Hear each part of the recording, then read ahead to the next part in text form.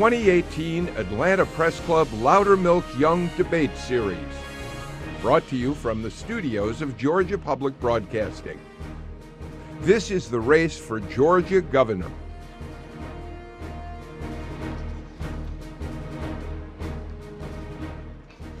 Good evening and welcome. I'm Lisa Ram, Capitol correspondent for Georgia Public Broadcasting. You are watching the Atlanta Press Club Loudermilk Young Debate Series, originating from the studios of Georgia Public Broadcasting right here in Atlanta.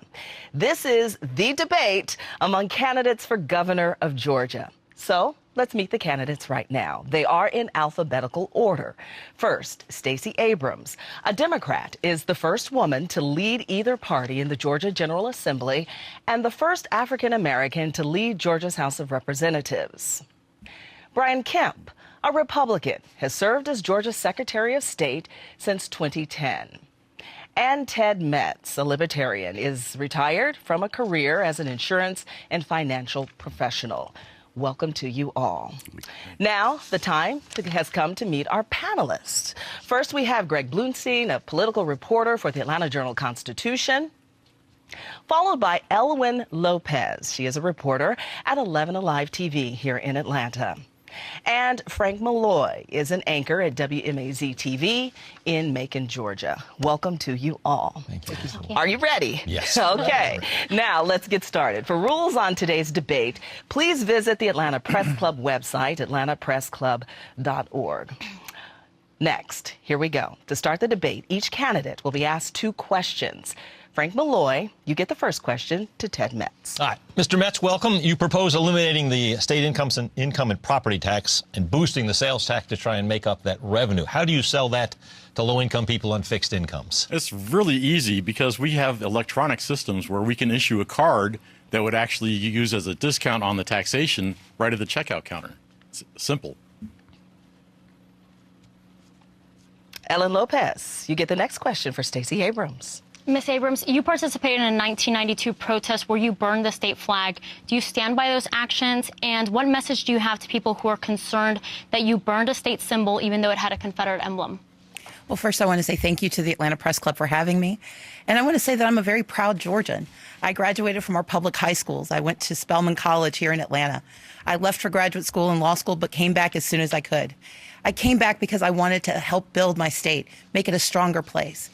And 26 years ago, as a college freshman, I, along with many other Georgians, including the governor of Georgia, were deeply disturbed by the racial divisiveness that was embedded in the state flag with that Confederate symbol. I took an action of peaceful protest. I said that that was wrong. And 10 years later, my opponent, Brian Kemp, actually voted to remove that symbol. What I'm fighting for now, though, is more of Georgia values, making sure that we expand Medicaid so everyone has access to health insurance, ensuring that all of our children get educated at strong schools that understand their needs, and making certain that we create good, prosperous jobs across the state of Georgia, all 159 counties. That's what I want to do because I'm proud of Georgia and proud to be a Georgian. Thank you. Moving on. Greg Bluestein, please ask a question of Mr. Kemp. Yes, Secretary Kemp, Ms. Abrams and her allies have repeatedly called on you to resign as the state's top elections official. You've rejected those calls. I've got a 2-part question for you. 1, do you believe you can impartially oversee the state's elections while also running for governor? And 2, your office is required by law to direct a recount. Would you recuse yourself if a recount is necessary? Well, thank you so much for having me this evening, and I appreciate that question. I took an oath of office to serve as Secretary of State, and that's exactly what I'm going to continue to do. As anyone that knows about elections in Georgia, it's our county elections officials that are actually holding the election, which is going on right now and will be on Election Day. Their local bipartisan election boards tally the votes in the election. They're certified at the local level and then hand-delivered to our office. So I'm doing the exact same thing that Democrat Kathy Cox was doing when she was running for governor. You know, if we have the instance of a recount, that's automatic by state law. If lower than 1%, that, again, is something that the counties do. And we got a very competent elections team to oversee that process, and I'm certain that there would be a lot of people watching that. And I have staked my integrity of my whole career on the duty that I have as Secretary of State. I've always fulfilled and followed the laws of our state, and I'll continue to do that through the tenure of my service to this great state. Thank you. Mr. Kemp, thank you for that opening remarks there. Greg Bluestein, we go back to you to ask Ted Metz a question. Yeah, Mr. Metz, you've promised to cut spending by slashing what you call obsolete, inefficient, unnecessary, and unconstitutional agencies. What specifically would you eliminate? And what do you say to Georgians who might depend on their services? Get another job. What is that noise? Unfortunately, we're experiencing an alarm here and a fire alarm here at our GPP studios, to be exact. The timing? It couldn't be better, could it? This right now. Interesting. We are going to try and get this corrected for you as soon as possible. I suggest possibly, do we need to take a break? Because out of the fairness and the spirit of this debate, we need to hear every single word that our candidates are saying this afternoon. And we want to be fair to you, the audience, as well. This is live TV, folks. Things like this happen. We're going to take a break and try to fix this problem for you. Stay tuned. You're watching the debate series.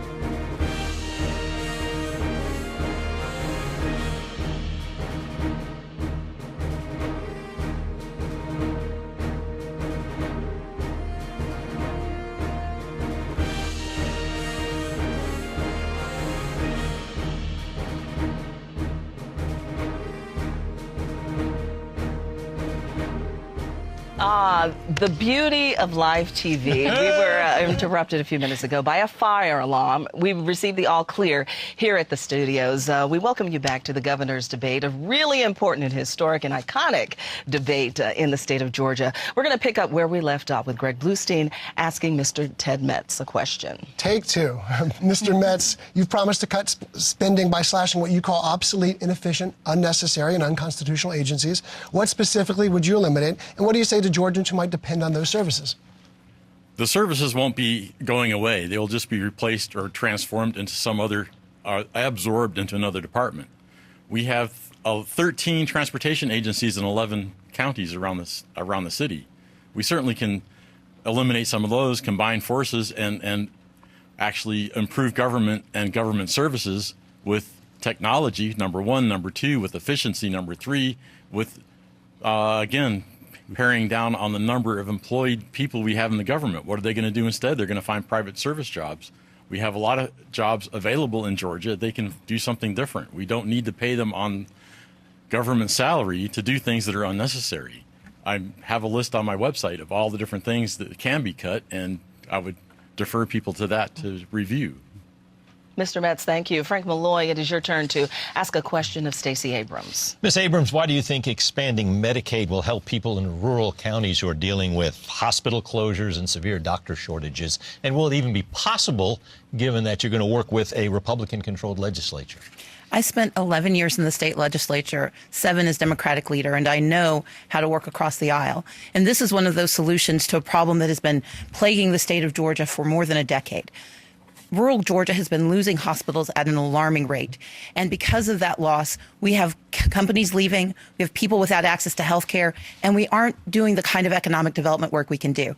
With the expansion of Medicaid, we can save rural hospitals, cover more than 500,000 Georgians, and invest in all of those communities to the tune of $3 billion, including the creation of 56,000 jobs, 60% of which are outside the metro Atlanta area. I'm so bullish on Medicaid expansion because I know it works. It's a bipartisan, proven solution that even Governor Mike Pence did in the state of Indiana. Georgia has more rural hospitals on the brink of closure than almost any other state. And unless we expand Medicaid, draw down the $3 billion to which we are entitled, and invest it in Georgia, we will not be able to build the strongest rural Georgia that we need. Ms. Abrams, thank you. Elwyn Lopez, you get the final question in this round for Brian Kemp. Secretary Kemp, one of your ads says, reward those who follow the law and pay their taxes, not those who don't. Under DACA, there are people who are living and working in the U.S. There are about over 20,000 DACA recipients here in Georgia. They are paying their taxes but not allowed to go to some of the top colleges in this state. Do you believe DACA recipients who are paying their taxes should be allowed to go to those top colleges with in-state tuition to further contribute to our economy? No, I do not. I've been running my whole campaign on putting Georgians first. I think we need to continue to do that.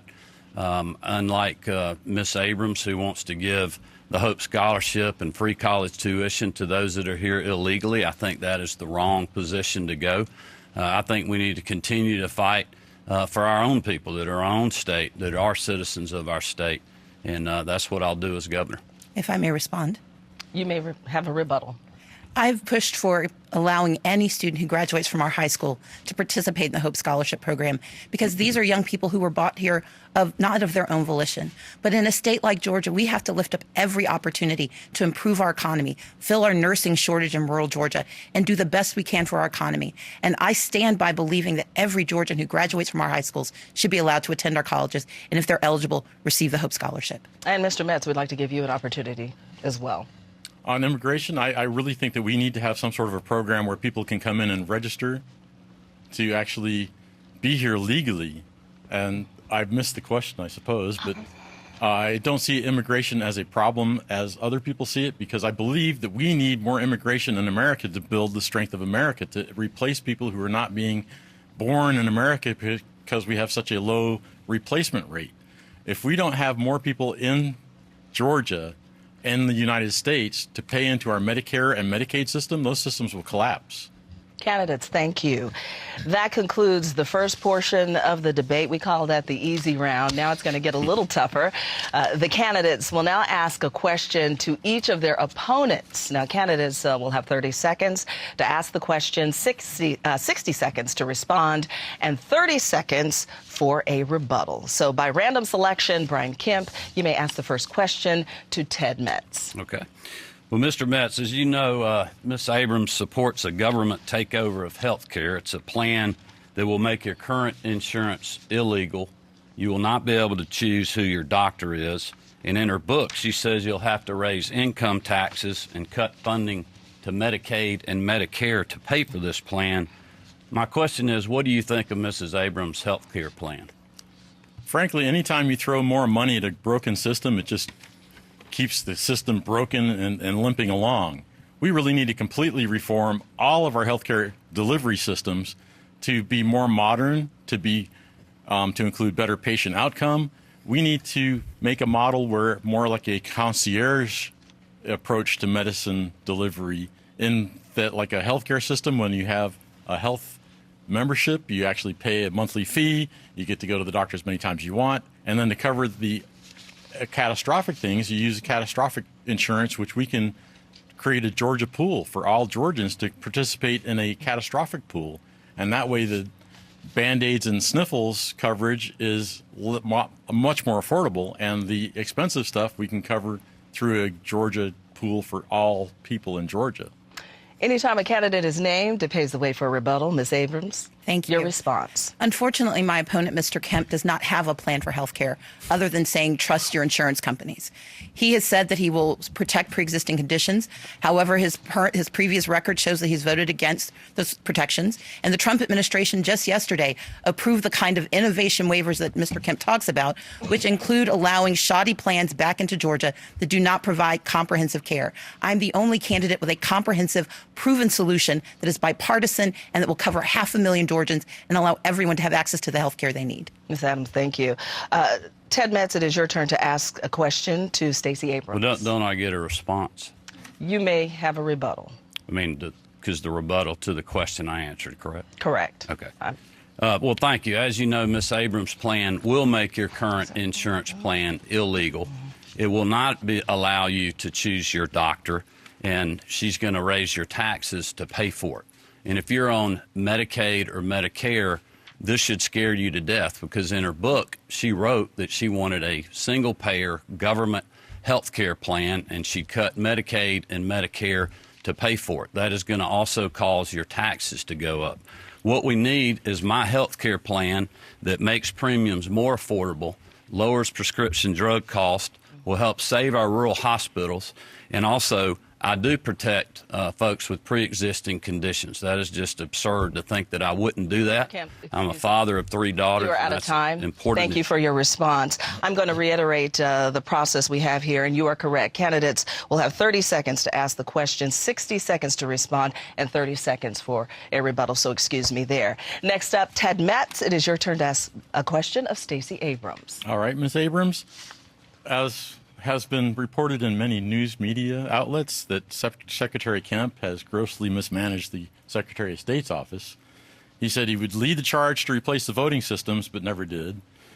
He allowed critical elections data to be exposed to the internet, and then also that data was destroyed in an erasure of the voting data. We don't even know if anyone actually hacked it. So the question is, even though that was in violation of Secretary of State retention policies, the question is, did taxpayers spend millions of dollars to defend his office? Do you think that his track record qualifies him to be promoted into a higher office? I would say that Mr. Kemp's record as Secretary of State, as a business owner, and as a legislator demonstrate that he does not deserve a promotion in the state of Georgia. This is someone who has to be held accountable to do his basic jobs. He's been sued by the military for refusing to allow soldiers overseas to cast ballots. He was sued by nonprofit organizations for his failure to process properly thousands of registrations, and a federal judge forced him to restore 34,000 illegally canceled registrations. He accidentally twice released the information of 6 million voters, made them liable for identity theft. And he owes $500,000 to a friend that he conveniently forgets that he owes. I think his record is one that causes great concern to me and to others. I'm running for governor because I have a proven track record of leadership. I have comprehensive plans for the future of Georgia, and I have a record I'm happy to stand on and stand beside. We have to have proven leadership in the state of Georgia that will hold itself accountable and will never have to be taken to court to do its job. Mr. Metz, do you have a rebuttal? Yes, Ms. Abrams, you sort of have similar management problems with your own checkbooks. You know, you're carrying a $50,000 IRS debt. You owe $13,000 in business liens for unpaid unemployment insurance contributions. And you carry this debt while making hundreds of thousands of dollars annually and even lending your campaign $50,000. If you can't manage your own finances and pay your own creditors, can you be trusted to manage the state budget? Given that he invoked me in his rebuttal, if I may respond. I very proudly take care of my parents, my niece, and my grandmother. I know that you can defer your taxes, but you cannot defer cancer treatment payments for your father. I owe taxes to the federal government, and I pay those taxes. I'm on a payment plan. I am current, and I have never walked away from my responsibilities. More than that, every time I have found out that there's a challenge, I've quickly responded. I've never had to be sued to do my job. And so I would say that my responsiveness is proof that I am not only a strong leader, but I have the right priorities. Georgia values that say put family first and take care of all of your obligations. I've never shirked my responsibilities, and I never will. Ms. Abrams, thank you so much. It is your turn to ask a question if you don't mind, Brian Kemp. If you don't mind, Stacey Abrams has the floor. He named me in the original question that I never got to rebut to, because he also named Mrs. Abrams. So she had a chance to respond directly to him. We will give you 20 seconds, Mr. Kemp. Well, I don't think that's correct for you to do that. You need to. Stacey Abrams has the floor right now. We are giving you 20 seconds to respond. Okay. Well, all of these things they said are not true. I would encourage Georgians to look at the record. We have more voters on the roll than when I took office. I created the process for overseas and military ballots to be delivered electronically. We have made it easier to vote and hard to cheat. And just because Ms. Abrams files a false lawsuit or the New Georgia Project, it doesn't mean it's right, and we defeated that in 2014. Mr. Kemp, you're out of time now, and you will have time to respond in your closing arguments as well. Ms. Abrams, you have the floor. You are to ask Mr. Kemp a question. Certainly. Mr. Kemp, you have placed fighting drug trafficking gangs in rural communities as one of your top priorities. We know now that more than 3,000 local law enforcement are on food stamps due to low pay in their communities. When asked about taking action as governor, you refuse to take responsibility, saying that it is not a state issue, that it should be left to the counties and local government. My question is this: why is it not the governor's responsibility to ensure that law enforcement officers protecting our state are paid a living wage? Well, thank you for that question. I'm glad to respond to it. The state government has responded under Governor Deal's leadership, and I'm proud to have his support in this campaign. He has increased state patrol pay, other state law enforcement folks, including individuals in the Secretary of State's office, and that is the duty of the state, not of the county government. Unlike my opponent, who has using the same pot of money to pay everybody everything, your taxes will go up $13,000 per person to pay for that. That is irresponsible, and as governor, I wouldn't take part in that, and that is why I've got a plan to implement a spending cap so we can continue to have low taxes and have good paying jobs in our state. That is what will increase pay at the county level and for local law enforcement. Ms. Abrams, would you like to respond? Once again, my opponent, Mr. Kemp, is being misleading and using cherry-picked information. Local law enforcement does indeed hold responsibility. It's our county sheriffs that are pulling over these folks in rural counties. It's our local police officers who are on food stamps because they don't have access to what they need. And no one in the state is more outraged by drug trafficking than I am. My younger brother fights daily an addiction that is fed by these traffickers. But I will never ask law enforcement to do something without standing with them and making sure they can put food on their tables while we ask them to protect our families. Thank you, Ms. Abrams. We now go back to Mr. Kemp to ask Stacey Abrams a question. Well, Ms. Abrams, as you know, in a recent video, you called on illegals to vote for you in this election. I was actually shocked. I had to watch that video twice. It clearly shows that you were asking for undocumented and documented folks to be part of your winning strategy. So my question is, why are you encouraging people to break the law for you in this election? Mr. Kemp, you are very aware that I know the laws of Georgia when it comes to voting. In fact, I am one of the foremost experts in the state on expansion of voting rights. And I have never in my life asked for anyone who is not legally eligible to vote to be able to cast a ballot. What I've asked for is that you allow those who are legally eligible to vote to allow them to cast their ballots. And in fact, we took you to court in 2016, and a federal judge said that you illegally canceled 34,000 registrations.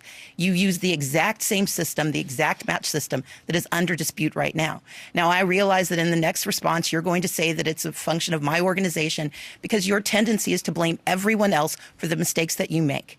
My responsibility as a leader is to see a problem and try to solve it. When I saw that we had 800,000 unregistered people of color in the state of Georgia, I started an organization that has reached into every county and increased those registrations. When I saw that people were being unlawfully wrongfully denied the right to vote, I worked to make certain that we held you accountable. And as the next governor of Georgia, I will continue to do my job to make certain that every legally eligible vote that gets cast gets counted. Ms. Abrams, thank you. Mr. Kemp, would you like to respond? Well, thankfully, the truth here is very simple. Georgians should simply Google the clip, watch what she says. You'll know that she's talking about this election and talking about illegals voting for her in this election. They filed a lawsuit to do that, which she mentioned. But even the ICE enforcement director under the Obama administration said that she should drop out of this race because of encouraging illegals to vote in this election. That is outrageous. She knows that that is criminal. If you watch the videos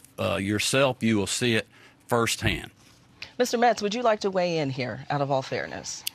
Well, out of all fairness, I would like to say that, Stacey Abrams takes money from donors for the third sector development and the New Georgia project to do a function that essentially anyone else could do, and the people themselves could go online to register to vote. They could get a ride to go and register to vote.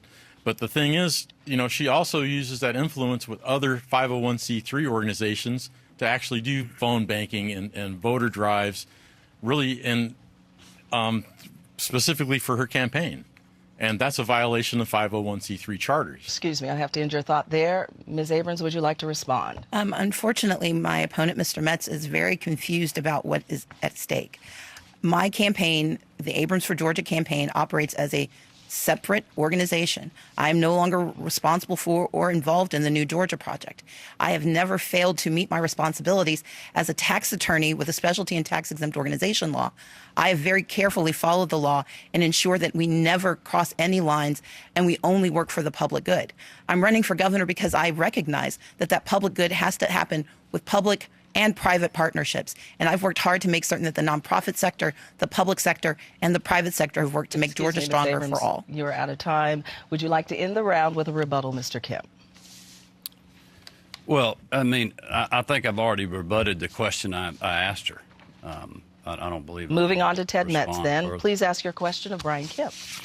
Okay, Mr. Kemp, an independent watchdog group has documented over 10 serious ethical concerns against Representative Abrams, and they filed 2 ethics complaints. These include issues such as using campaign resources to sell her books for personal profit, reimbursing herself $84,000 in campaign funds without disclosing where the money went, and inaccurate financial disclosures.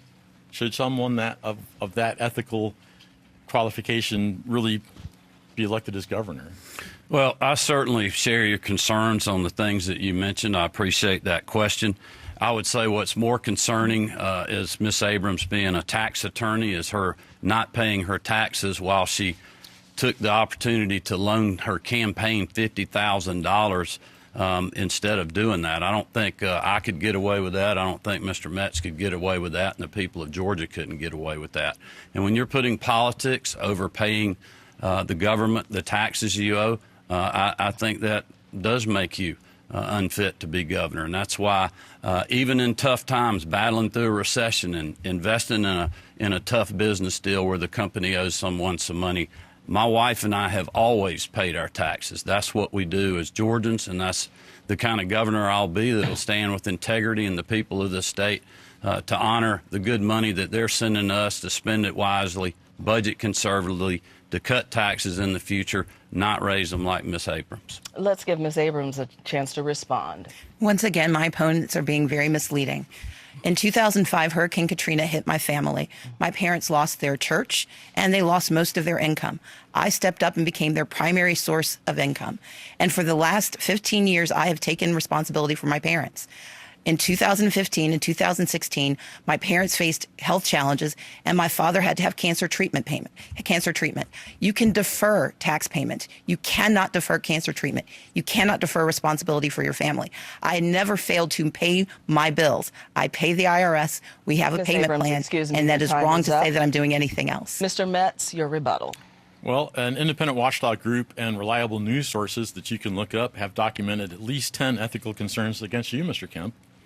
You used official Secretary of State website and mobile app to promote your campaign website. You reneged on your $700,000 loan and your personal guarantee, and you're being sued over it. And there's probably 13 other lawsuits that you're currently being named in. If you won't pay what you're, even you won't pay even though your net worth is many times more than the amount that you owe. And those 10 ethical violations Mr. Metz, should also ask your question. disqualify you. Well, I think that was his would you rebuttal. like to respond? Well, I think that was his That rebuttal. was my rebuttal. I'm sorry. Yes, Mr. I would Kemp, like. would you like I to would like to respond? respond. That's absolutely ridiculous. The many things he said. I've had a great track record of being in the private sector for 30 years. I've had the opportunity to serve in the legislature with distinction, even working with Mrs. Abrams, and she knows that full well. We've got a great record in the Secretary of State's office. Despite the mistruths that have been spoken tonight, we have more people on the rolls.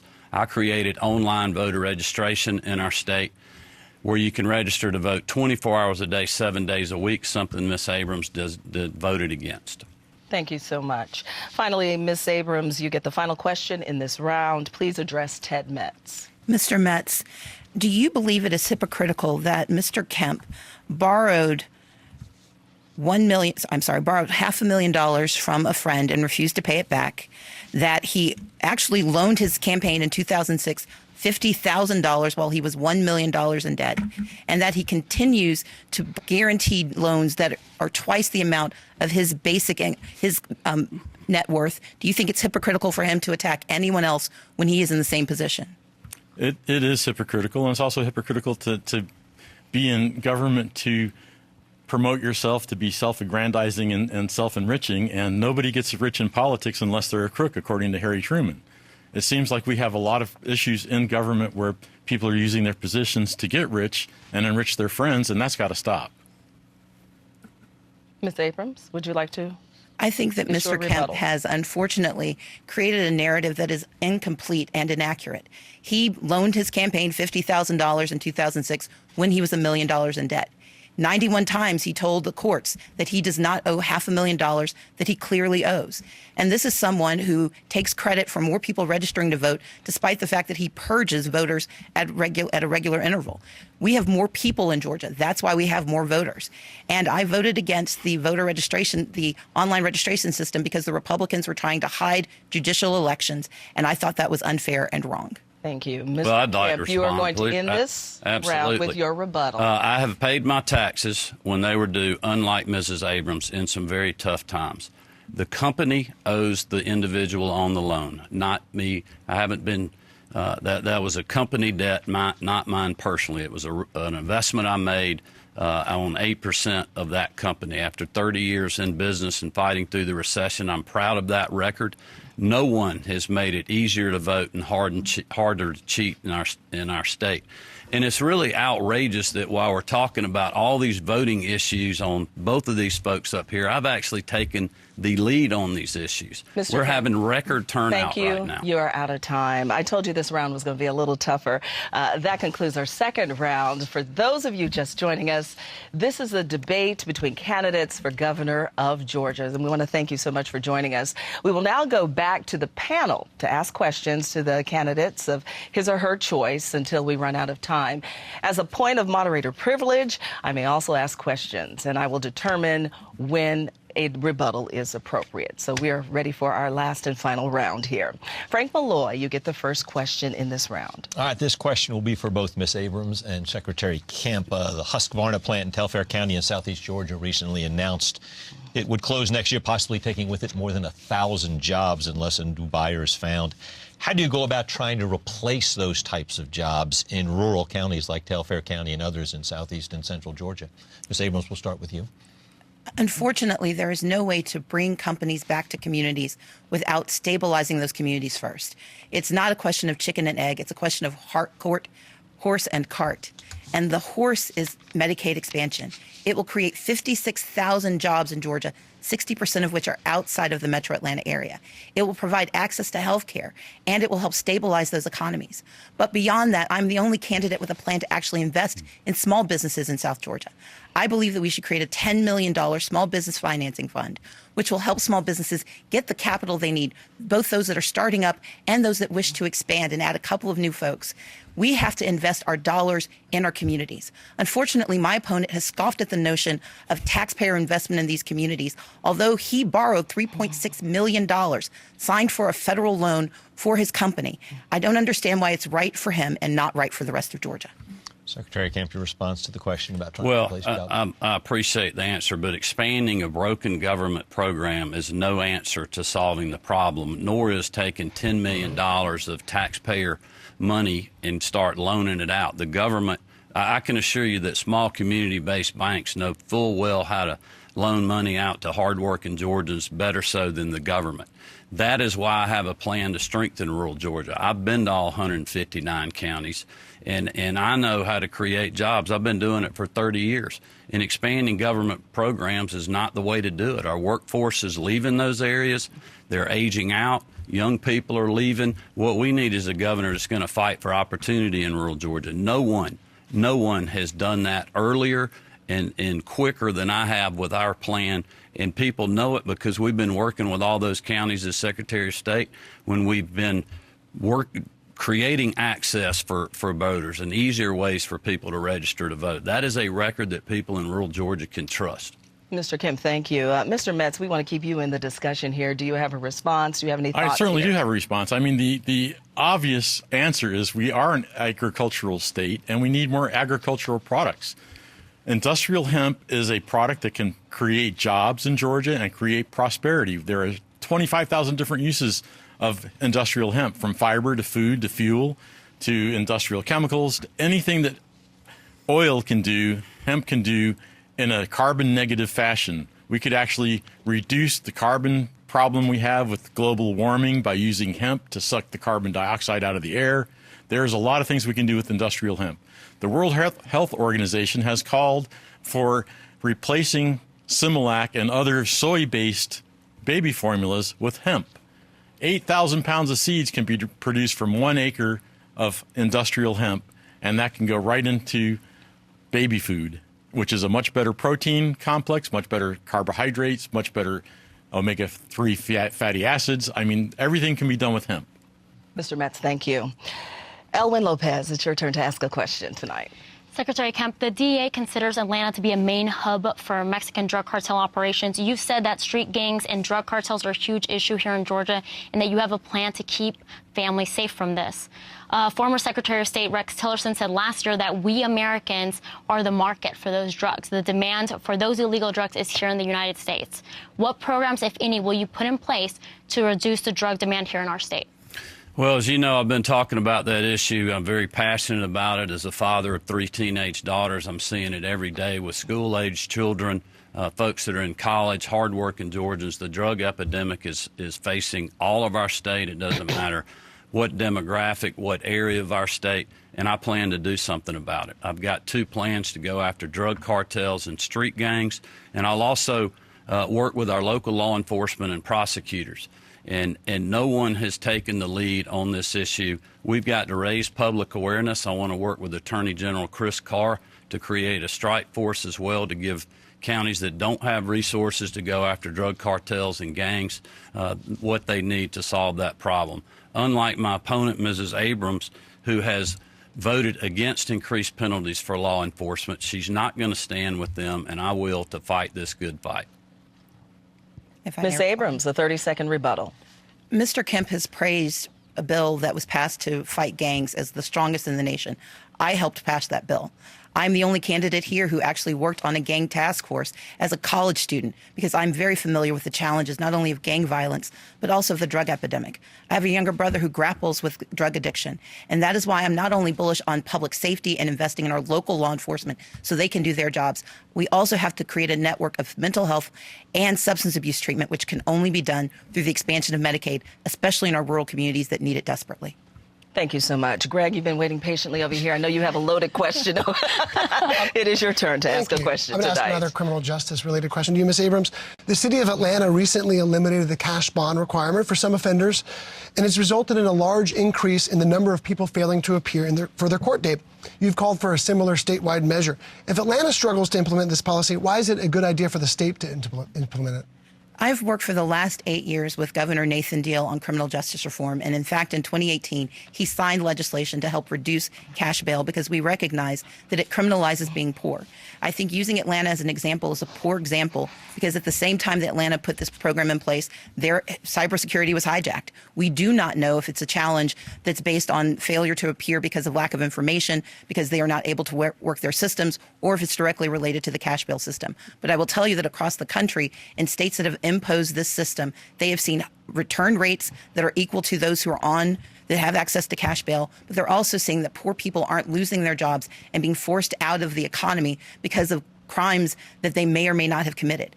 Criminal justice reform cannot stop in 2018. We must continue to fight for it. And I look forward to continuing Nathan Deal's legacy. This is one area where we have reduced cost, we have increased productivity, and we've made our streets safer. If you want to help reduce crime, let's make certain recidivism isn't part of the issue. Thank you, Ms. Abrams.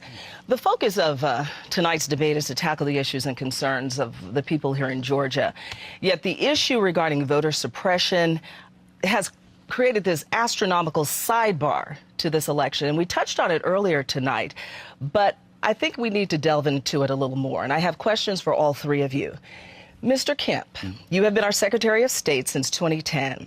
Can you stand here tonight and say, as overseer of our state's elections, there is no attempt on your part or your campaign's part to suppress the minority vote that would likely benefit a minority candidate who you are in a statistical dead heat according to recent polls? Absolutely not. And voters should look at the numbers and know that this is all a distraction to take away from Ms. Abrams' extreme agenda that she has for a government takeover of health care, wanting to give the Hope Scholarship to those that are here illegally, in many, many other radical positions, having to raise taxes for $13,000 per person in our state to pay for all of this. If you look at the numbers, minority participation in Georgia is up 23%. We have 1 million more people on our voter rolls today than we had when I took office. We've had record turnouts in our last presidential election, and we're having record turnouts right now. And this farce about voter suppression and people being held up from being on the rolls and being able to vote is absolutely not true.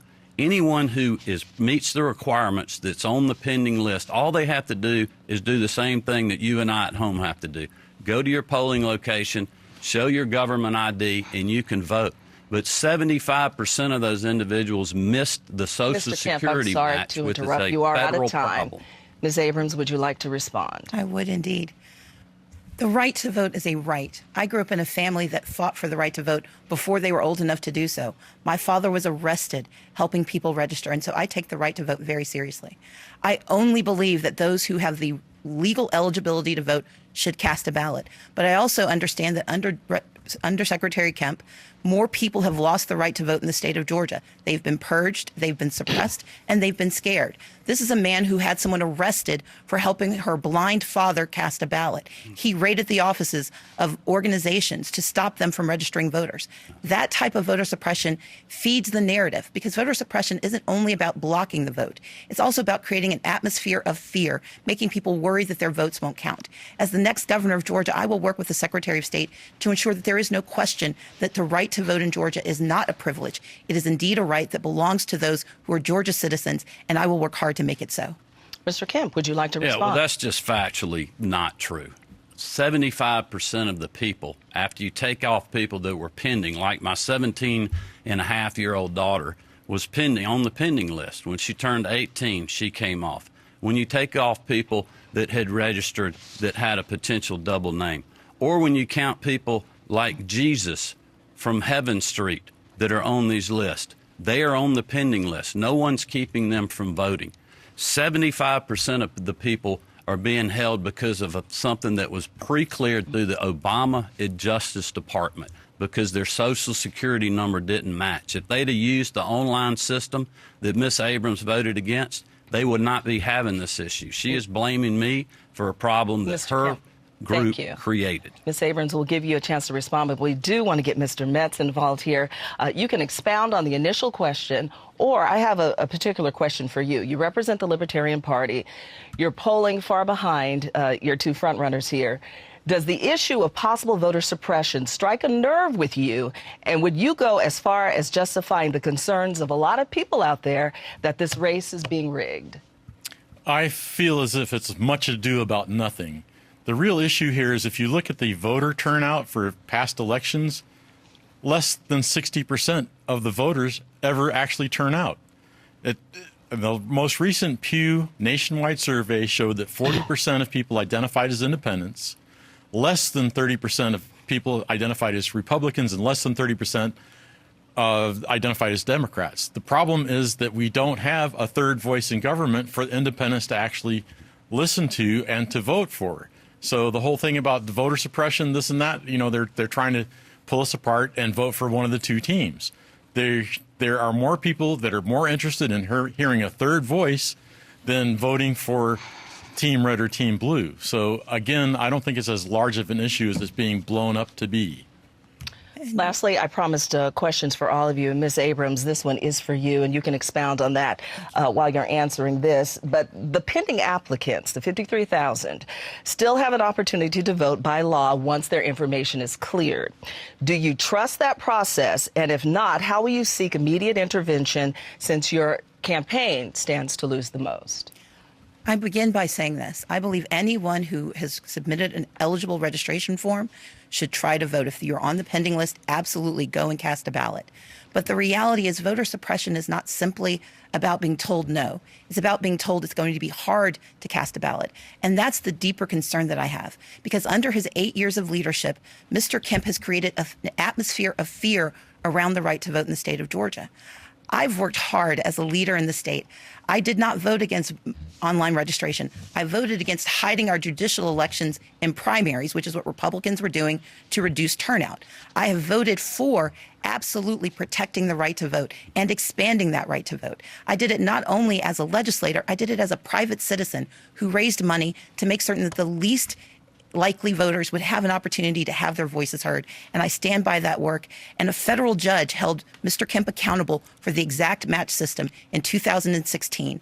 That is the same system we're debating today. Whether it's 53,000 or 5,000 or 5. Abrams, if even 5 Georgians are being denied the right to vote or afraid of the right to vote, then we are not doing our job as the guardians of the public trust. Mr. Kemp, 30 seconds. Yeah, no one's being denied the right to the vote. It's never been easier to register in our state.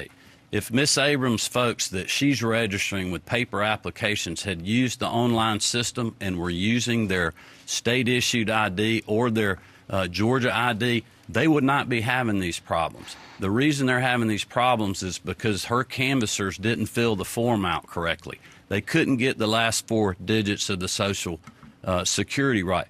That issue was pre-cleared by the Obama Justice Department. If you want to blame somebody, blame President Obama. We are following the law in Georgia. This has been going on for 50 years, and that is why we have a record number of people on the rolls. There's 7 million people that have correctly filled the form out, and she's blaming me for a few that couldn't do that, or they simply don't exist. 14% of these people are held over from 2014 when she accused me of doing something. We went to court, and we won on all 10 counts. Out of fairness to our other panelists, they have questions as well. We're going to continue with that. If I may ask, he did 30 seconds, please. Very quickly. First and foremost, in 2014, what the judge said was not that he acquitted Mr. Kemp. What he said was that there was no legal basis because he had no obligation to actually do his job in a timely fashion. That's because in the state of Georgia, you are not required to timely process applications. And it's very misleading to suggest otherwise. But the larger issue is this. Online voter registration works in communities that have broadband. Going back to Mr. Malloy's question, one of the things I would do is expand access to rural broadband because you can't do online voting in communities where you can't get access to a cell phone or to a computer. Thank you very much. We'll continue with Frank Malloy. This will be for all of you. How do you convince voters in Central and South Georgia that you care about what they think and that the what's best for the Atlanta metro area is best for Georgia philosophy won't hold true under your leadership? Mr. Metz, we'll start with you. Well, we're going to start again with industrial hemp, allowing farmers to grow a crop that can give them a cash crop that actually is something that's important, that can save the environment, that can save the soil, et cetera, is the first step to prove to the farmers in rural Georgia that we care about them. The other thing is we can do all sorts of things with table, farm to table distribution systems. We got 7 counties in Georgia that don't even have a grocery store.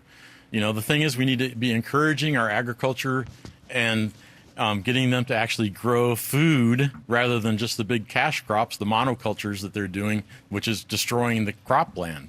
Another thing that we can do for rural Georgia is actually do a rural broadband based on long-range Wi-Fi. It's cheap, it's simple, it can be co-located with the cell phone towers. We can also allow nurses and practitioners to write prescriptions, and we can also use telemedicine to make rural Georgians get better health care. And that's about all I have to say for that. Thank you, and you were right on time. We appreciate that very much. Elwin Lopez, you get the next question. Ms. Abrams, 75% of Georgia voters favor expanding Medicaid. That's according to an AJC poll from January. You said that you want to expand the program on day one. How likely is that with a Republican state legislature?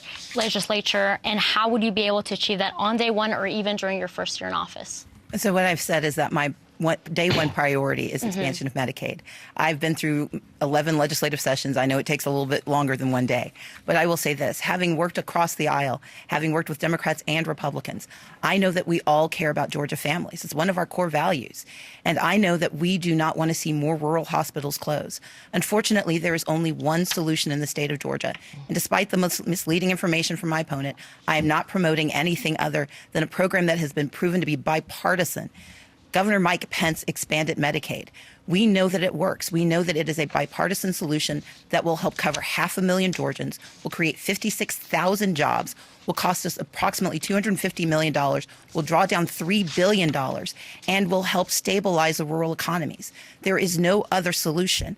Now, my opponent is going to say something about innovation waivers, but the reality is that those innovation waivers are shoddy plans that have been dismissed by most states and will allow pre-existing conditions to once again not be covered in the state of Georgia. Thank you so much. Greg, you have the next question. Secretary Kemp, this is kind of a follow-up. Your $600 million teacher pay raise proposal would account for more than 2/3 of the state's typical revenue growth. So where do you cut or raise new revenue to make that a reality? Well, I'm really proud of my education plan, giving teachers a pay raise, investing in public education, a robust school safety plan. I can assure you that us providing a school counselor in every high school to deal with behavioral health issues, giving one-time grants of $30,000 to our local schools, every public school in the state, to secure our schools and keep our children safe. Nothing is more important than that to me than that, being a father of 3 teenage daughters. But look, we have all this accounted for. Unlike my opponent, who wants to take the same bucket of money that's out there through revenue and growth and give it to several different pots, we're only offering it to what we can afford. That's why I have a spending cap proposal so that we can lower taxes next year, also pay for our school teacher pay raise plan and our school safety plan, and we've accumulated and accounted for that in the budget through natural growth that we've had in this great economy. In an effort to quickly tackle some of the other important issues to Georgia, I'd like to give the other two candidates 20 seconds to respond to the issue of education. What's important to each of you in terms of reforming education for our state? Mr. Metz, we'll begin with you. Well, to begin with, we have an overload of administrators. We got about 10,000 administrators, 110,000 teachers, and 1.7 million students. We can reduce the number of administrators and then actually take the teachers to start teaching to the student rather than teaching to a test. Thank you so much. Ms. Abrams, 20 seconds on your education plan. I would invest in early childhood education, expanding access, especially in our rural communities. I would make certain that we fully fund our K-12 formula, including wraparound services so that children don't come to school hungry or in need of mental health. And I would make certain that our teachers not only get a pay raise, but that we actually protect their retirement. I intend not to be an education governor, but the public education governor. And we can pay for this in part by repealing the private vouchers that are currently draining $100 million from our budget. Thank you so much. With 2 minutes left in this debate, quickly give me your views, 20 seconds each of you, on criminal justice reform. Mr. Metz. I think my day one of being the governor would be to issue a proclamation to stop police and law enforcement from arresting people for possession of small amounts of cannabis for the personal consumption. That would unclog the court system. It would reduce the fear in the youth that would cause them to shoot a police officer for fear of being arrested. Furthermore, we also need to go through and teach our jurors how to be a good juror by acquitting people of a crime that has no victim. We can unclog the court system, and that's a great best thing I can do. Thank you, Mr. Metz. Mr. Kemp, 20 Well, seconds, I please. certainly support the good work of Governor Deal and the legislature on criminal justice reform. I think in the future, though, our next step is to have robust public safety reform, which includes my two plans to stop and dismantle gangs and to go after drug cartels. There is not a more important issue to myself or my wife, Marty, and the father of 3 teenage daughters than to keep our families safe, and that is exactly what I will do as your governor. Thank you so much, Mr. Kemp. Ms. Abrams, 20 seconds, please. We have done great work under Governor Nathan Deal on criminal justice reform, but we're not done yet. We need to decriminalize being poor in the state of Georgia. That means decriminalizing certain traffic offenses. We need to make certain that we lower the age at which a juvenile can be treated, raise an age at which a juvenile can be treated as an adult. But we also have to do the work of transition. Those who are coming out of our prisons and going back into our communities need the supports of housing and access to jobs. And we have to have stronger public safety and community safety. That's why I want to make certain that our local law enforcement, those county sheriffs, have access to the funding that they need to take care of their families. In fairness, I have to interrupt. One final question tonight from Mr. Boonstein. And this is a yes-no question because we're short on time. Governor Deal just today announced a special session after the election designed to provide more hurricane relief, but lawmakers will also get the chance to make permanent a jet fuel tax break for Delta and other air carriers. Yes or no, would you support that tax break? Mr. Metz, you first. Sorry. No. Mr. Kemp? Yes. Yes. Now, time comes for closing statements from each of our candidates. Stacey Abrams, you get the first closing statement this evening. Well, I want to thank Georgians for tuning in and listening to this conversation. There's a lot of disagreement about who we are, but there is no disagreement in my mind about where we need to go. This is a state that needs to move forward, that needs to recognize that we all deserve to live in a place where everyone has the freedom and the opportunity to thrive. I'm the only candidate not only with a strong record of bipartisan leadership, but with clear, comprehensive, specific plans about what we do next. Educating our children from cradle to career, investing in our small businesses, especially those that can't access bank loans, making sure that we are creating new jobs through advanced energy, that we're strengthening our agricultural sector and our hospitality sector, but that we're bringing new jobs, that we are supporting our local law enforcement by making sure that those who are protecting us with their lives can put food on their tables. And we have to expand Medicaid. That's creating 500,000 new jobs. That's putting money into communities. I've learned the values of family, faith, service, and responsibility from my parents, and those are the values I will take when I lead Georgia, and I humbly ask for your vote. Ms. Abrams, thank you so much. Ted Metz, please give us your closing statement. Thank you. I am here before you to ask for your vote. This is going to be a runoff anyway. If you're tired of the two-party system and the two-party tyranny of the oligarchs running the planet, then a vote for me is a protest vote to show them that you're sick and tired of the same old stuff.